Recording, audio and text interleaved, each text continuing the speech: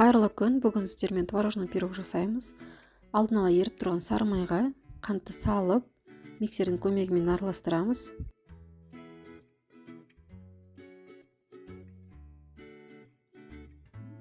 Бір жұмыртқа саламыз.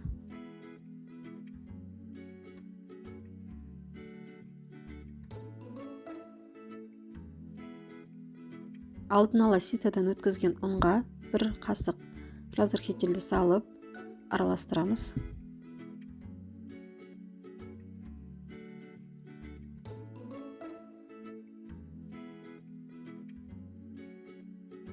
Ұнымызды бөліп салып араластырамыз.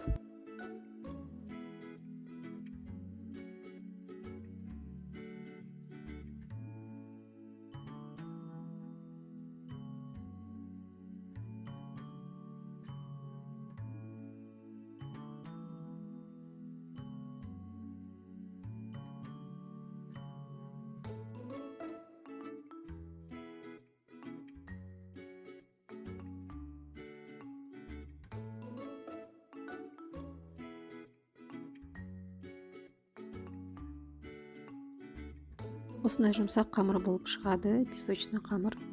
Енді диаметрі 26 сантиметрлік формамызға қамырды жайып шығамыз.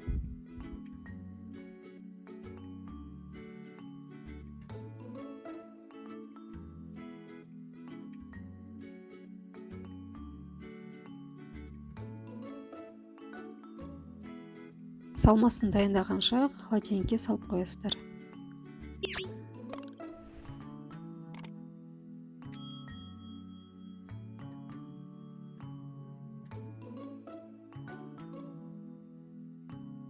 Салмасын дайындаймыз. Творог, қант, сметана, бір жұмыртқа барлығын блендердің көмегімен біріктіріп араластырып аласыздар.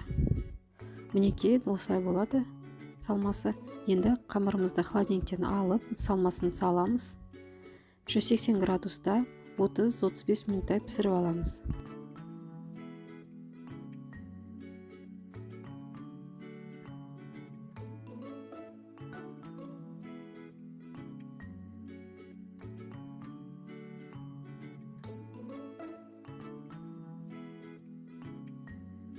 Пирогымыз дайын, ас болсын.